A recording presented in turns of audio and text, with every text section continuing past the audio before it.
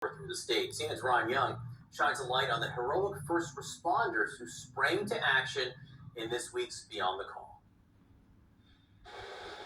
As the hurricane pounded Central Florida with relentless winds, rain, and tornadoes, the real fear for many officials, what would happen to the people who couldn't or wouldn't evacuate.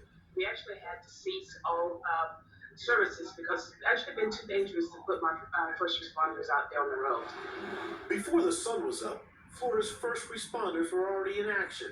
In Clearwater, this apartment complex had hundreds of people in need of help as the strong winds and rising water rose as high as some people's chests. That was our most significant one for sure. We rescued over 500 people out of that apartment complex. In Hillsborough County, the sheriff tweeted this video of a 14-year-old boy they found floating on a piece of a fence. I'm standing here by the flooded water. He was waving us down, flagging us down. Most people were saying hello.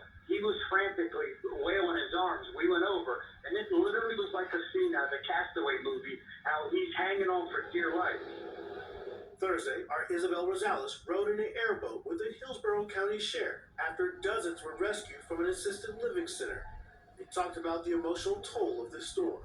Getting emotional because of the men and women of the Sheriff's Office at Hillsborough County Fire Rescue that never stopped. I'm proud of them each and every day, but if you saw the way they jumped in water up to their chest, up to their neck, and rescuing people from here. In Tampa, police say 15 people, including multiple children, needed to be evacuated after a tree fell into a single-story home.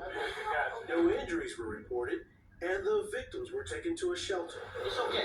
This is the moment Florida Highway Patrol troopers rescued a dog that was left tied to a pole in floodwaters on the side of Interstate 75 in Tampa. I don't blame you. Everyone helping where help is needed. Even the news crew that rescued Amber Henry and her children as floodwaters filled their house. The worst nightmare, and I'm so glad that I'm actually able to talk about it. U.S. Coast Guard Air Station Miami rescued this man clinging to a cooler roughly 30 miles off Longboat Key. The man was taken to Tampa General Hospital for care.